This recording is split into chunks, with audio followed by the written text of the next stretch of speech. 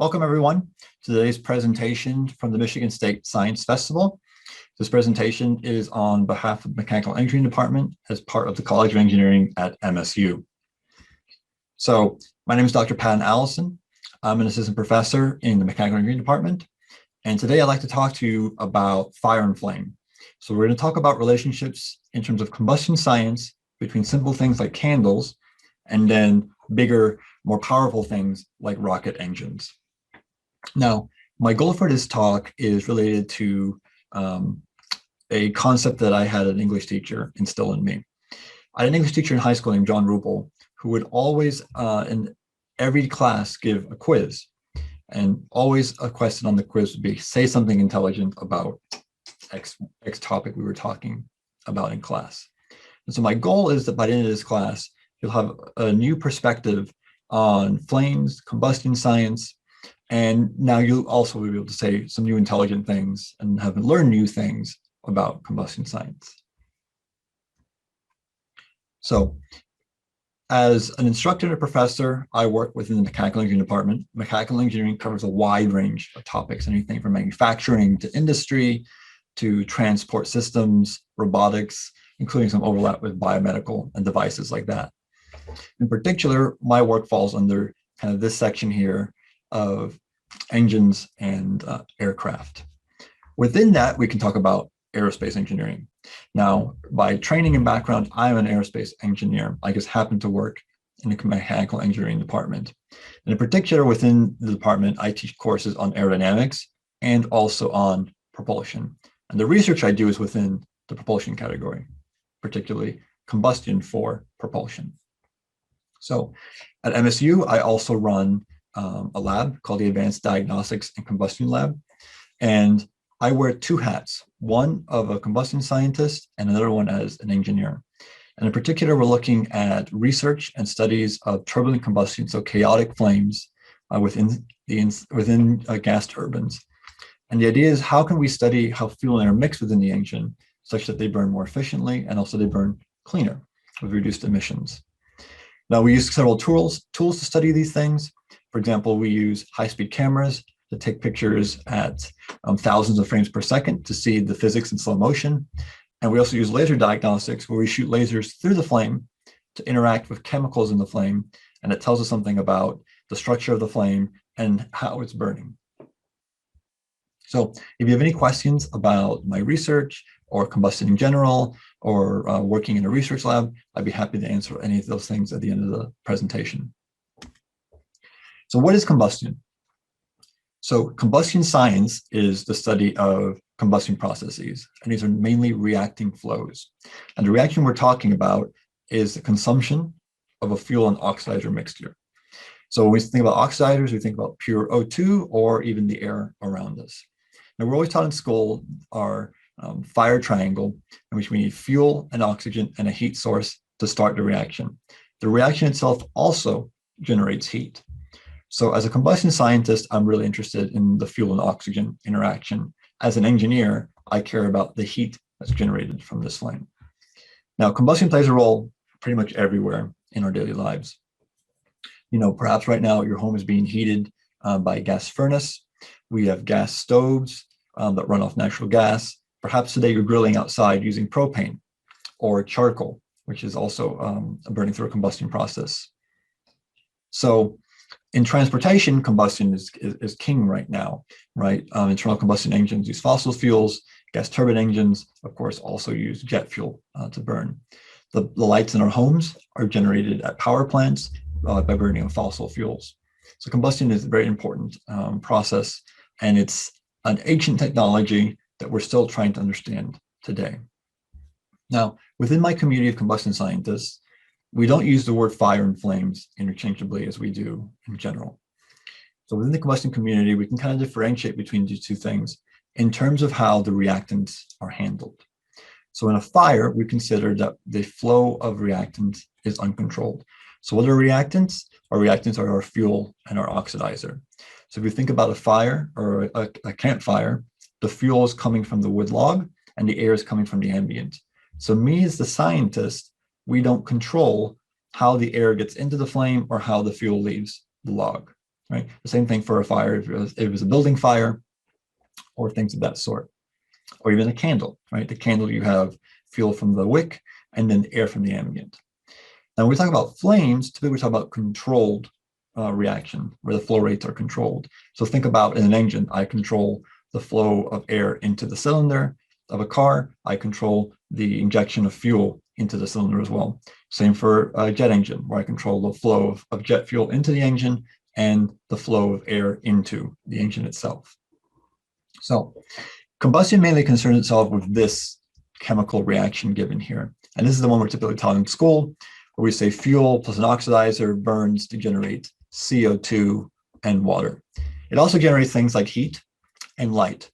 And light tells us a lot about the color of the flame, and it can give us some indication of how it's mixing. And the heat is what I care, like I said, about as an engineer, because I use this heat to generate things like thrust. Now, this equation is kind of a lie in that it represents the overall beginning to end of the combustion process. So at the end, we get CO2 and water. But this little arrow here hides many, many chemical steps and the production of many, many dozens of other chemical species and molecules. So the careers of thousands of combustion scientists are contained in this little arrow, right? So as we go from burning fuel and air, along the way, we generate a whole ton of other chemical reactions and molecules. And what happens is these molecules are created and then they're destroyed before we generate finally CO2 and water coming out of the flame. So within the thickness of a little flame, we have all this additional chemistry going on. You know, this reaction also doesn't really tell the full story in that we don't really talk about the emissions. So this represents complete combustion, clean combustion. So we don't talk about soot that might get generated. You know, soot are these little tiny carbon strings of carbon molecules, as well as emissions like CO, carbon monoxide, or NOx. Now, let's talk about a really simple candle here. So how does a candle work? So functionally, we have a flame, and it's now going to heat the wax. So the wax represents the fuel of the candle. This wax melts, and then the liquid fuel is absorbed up through the wick. And then within the wick itself, the heat from the flame causes this fuel to vaporize. So in the middle of the fuel, we have fuel vapor, pure fuel vapor. Now the flame can't exist here because there's too much fuel relative to the amount of oxygen. So air from the ambient has to come in and mix in order to have the flame burn. We actually end up seeing, if we look here, this kind of complicated diagram is internal to the candle flame is pure fuel vapor. The flame exists actually on the edge here. It exists on the edge of where the fuel and the air meet. So what does it happen? We can see is from the inside of the flame, we have a high fuel concentration that gets consumed into the flame. And on the other side of the flame, we have a high air concentration, and that gets consumed in the flame. And then in the center of the flame here on this little egg structure, we have very high temperature where it's burning, right? So what it actually means is that the center of the flame is hollow, but it doesn't look hollow when we look at it. And the reason why is because you're seeing light from the flame, from the back of the flame coming through the flame. So this is why a candle flame looks full. However, though, if we were to look at a cross section, so horizontal cross section of the flame, we end up seeing here, for example, when we lower a mesh screen onto the flame, it causes a portion of the flame to extinguish. And we end up seeing is this flame only exists here on the edge, as I said, where the fuel and air have mixed properly. So the core of the flame isn't empty, we have fuel vapor there, but the flame can't burn inside that. So when you look at the flame from the side here, right, as in the picture on the right, you're seeing the light come through the flame, which is why it looks full and as if there's a light coming from the entire structure. Now, we have lots of different types of combustion processes and appearance of flames in the real world, whether it's from the afterburner of a jet engine burning jet fuel, a Bunsen flame that you may have used in high school chemistry, our stoves, the gas coming from our stoves, or even campfires. So the question is, why do these look differently and why do they behave differently? Some of it has to do with the fuel you use. So sure, wood may burn differently than jet fuel, but a lot of it has to do with how you mix the fuel in the air. When we talk about mixing, there essentially flames break down into two categories. The first category is a premixed flame.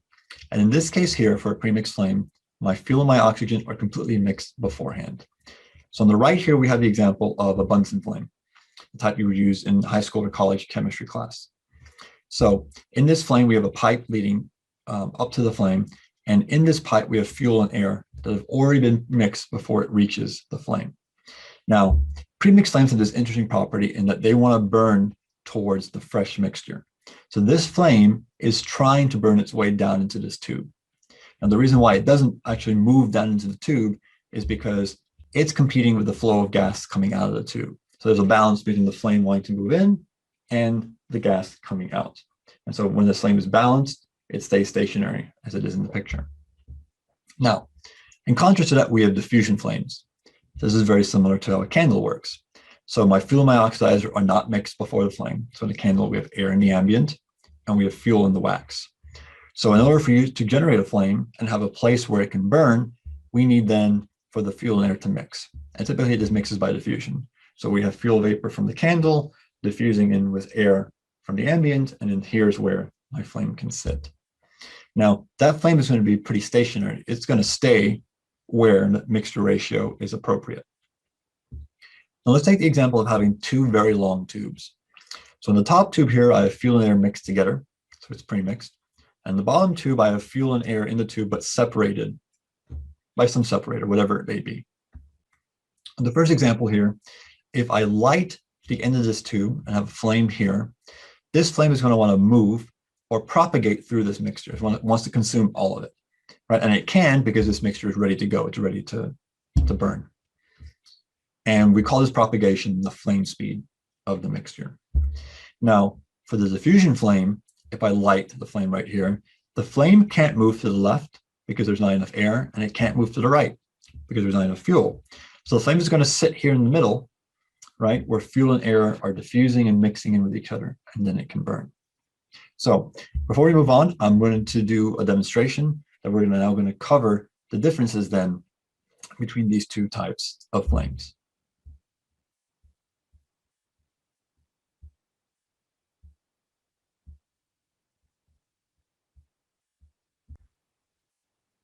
The second thing I'm going to do is I'm going to start a second camera. So that way you guys have a different perspective. And I'm going to use this camera as a close-up camera for what I'm doing. Now, first things first, safety first. I like my eyes. I want to keep them in good condition. So I'm going to put on some goggles. So when we study these flames, often in high school or in middle school, perhaps you've used a burner like this. It's called a Bunsen burner, all right? And so this little Bunsen burner, the way this works is I have fuel coming in through here, and then I have these little slits on the side that I can open and close to change airflow. So as gas flows up through this pipe, it pulls in, because the pressure gets low in this pipe, it pulls in surrounding air. And so within this pipe, we have a pre-mix of fuel and air. Okay, so this creates a nice little triangular little flame. However, though, I want to use something a little beefier. So for that, I have this handheld torch. Okay, this is a propane torch, just simply from Home Depot. So again, the experiments I'm going to do here, guys, don't try this at home. I'm an expert in this. I do this all the time, right? And I have a background in science specifically targeting this. So this propane torch is like a high-powered version of my little Bunsen burner. So the way this works is very similar. I have a tank of propane, and I have, if you look through here, a valve that's going to allow my fuel to flow through. And then it has these little holes around the side here. So what these little holes do is as gas flows up through the tube, the pressure is going to decrease in the tube, and it's going to pull air from the ambient around me into the tube. Okay, so within this distance, it mixes the fuel and air. Now, internal to this tube is a little spark igniter. Maybe you can see in the other camera here. And this little spark internally lights the flame. So it looks something like this. So if I open up the valve here, right, when I hold down this button, it allows fuel to flow. You can maybe hear that fuel flowing. Now, you might want to adjust your speakers a little bit because it can get a little loud. So when I do light it, fuel is flowing, air is being pulled in, it mixes, and it's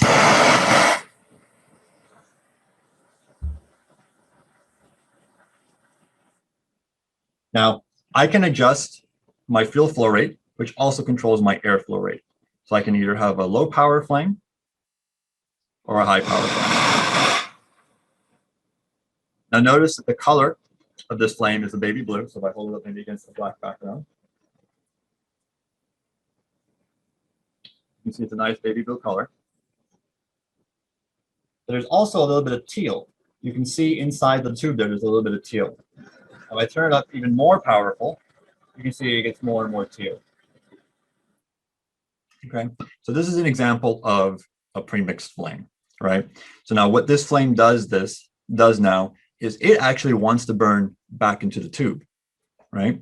But it can't. And the reason why it can't is because it's fighting the gas that's leaving the tube. And that's why the tube sits in one place, okay? So now let's take an example here. I have here a plastic tube, half-inch plastic tube from Home Depot again, okay, about 6 feet in length, coiled up. Now, what I'm going to do here is I'm going to attach my little burner into the tube. Okay, so the question is, what's going to happen here, right? If I click it, am I going to have a torch flame sit right here? Am I going to burn the entrance of this tube? What I can do is if I hold down this button slightly, I can let fuel flow into the tube. So you can hear it flowing, okay?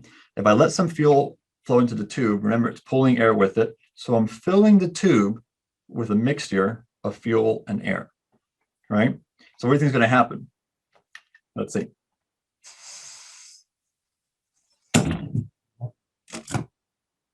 Right? So basically, because we have a full burnable mixture of fuel and air inside the tube, that flame seeks out that fresh reactant and chases it.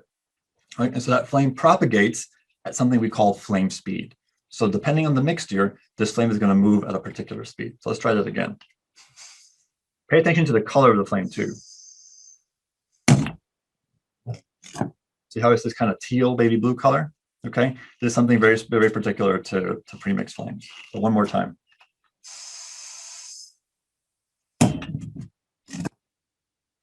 Okay. So those are how premixed flames behave. Let's think now a little bit about the fusion flames. So I said through these little holes here, we entrain air.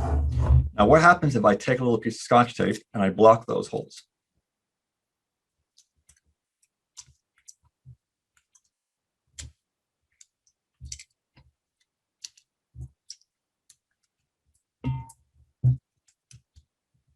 So now I've blocked the holes with Scotch tape. Okay, so now if I pull down the button, you can hear fuel flowing. If I click it though, now nothing happens, right? And why does it happen? Well, the sparker is inside this tube here, and there's no oxygen in there now. There's no air, right? So in order for this to work, we need air. So what happens now is rather than it mixing with air in here, it mixes with air out and around me. So if I want to light this, I need a secondary source. So something like a little sparking igniter like this. Okay.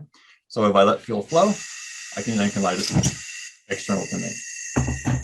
Now, compare how this flame looks to the premix flame. Look at the color, look at the size of the flame, look at how it follows the burner. Now, if I open this little piece of tape here, I let a little bit of air leak in. Look what happens. A little more air, less air. So I can convert the flame from the diffusion flame, this nice orange flame, to a premix flame, depending on how I control where the air is mixing. Okay, so these flames obviously behave very, very differently. And we can control these flames in engineering applications based on how we mix fuel and air together.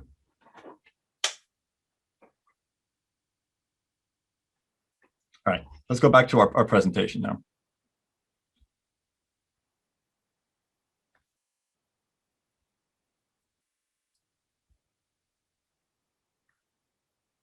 Okay, so we saw some particular differences between these two flames, a lot in the color, right? So let's talk about where color from flames come from. So the color we see occurs in the visible spectrum of the electromagnetic spectrum of radiation, right? So obviously all the colors we can see fall within this sort of range of wavelengths. So in flames, we saw some blue and some teal. We also saw some orange and red. So let's talk about where each of these come from.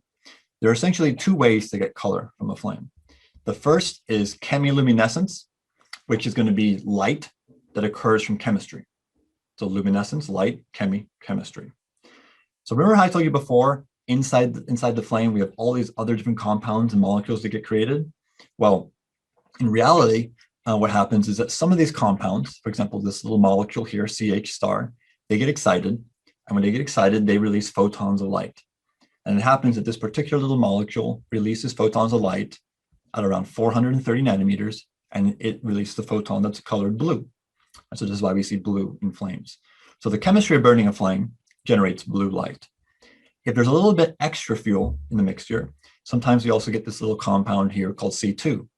This one generates light around 470 to 500 nanometers, which is a little more in the teal. So that's that teal color we saw.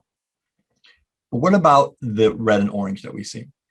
So the red and orange we see is not from the actual chemistry of the flame. It is not chemiluminescence. Rather, it comes from soot. So when we look at soot under a microscope, soot looks like these little chains of carbon structures, these little black carbon spheres. This is what soot looks like.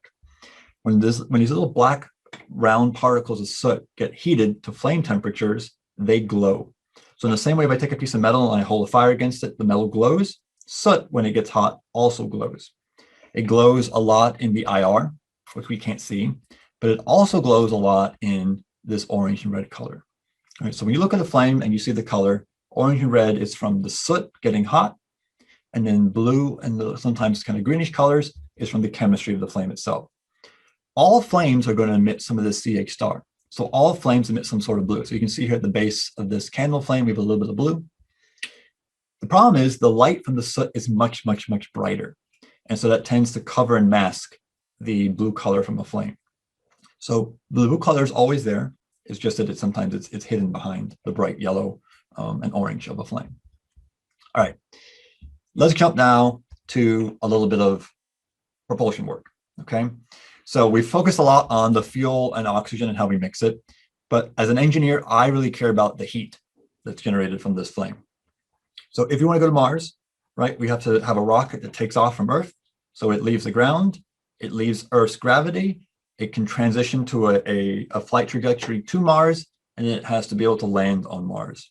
So that requires a lot of thrust to move a big rocket around. So let's look at this thrust equation that we have here. So my thrust of an engine is given by this equation here. So let's talk about each of these little terms. So we have this first term here, and it has two variables.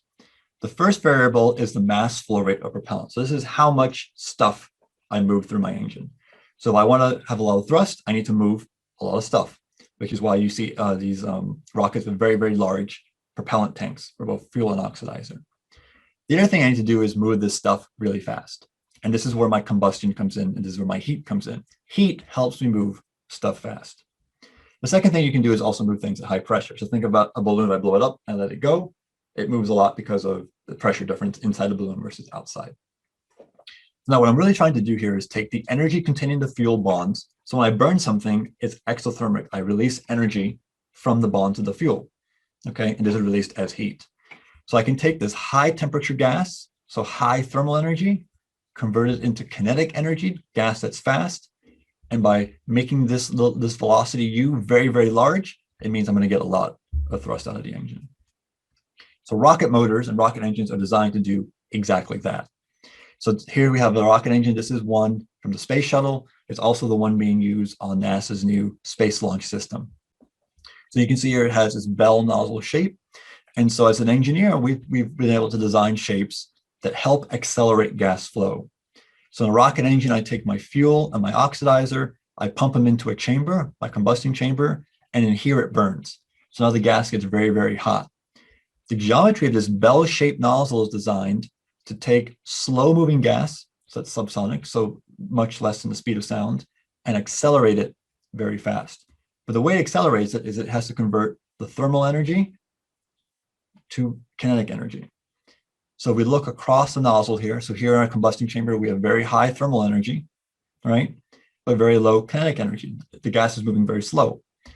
As the gas is pushed through the nozzle, right, the kinetic energy in this blue curve increases. Right, so this is that high-speed gas that we want to generate thrust. But as it increases, we can see from the orange line here that my temperature decreases. Right, so we're converting this thermal energy into kinetic energy. Right, and the only reason we can generate this kinetic energy is by having a lot of heat to be able to use. Right, so this is why combustion is so critical in getting to Mars, getting to the moon, and rocket launches. All right, that's all I have for you guys today. I'd be happy to take any questions. Please, if you guys have any questions, drop it in the Q&A right now. You can ask me anything about combustion, being in college, studying engineering, the difference between a scientist and an engineer, or any of the topics that I study. So thank you for your attention, guys.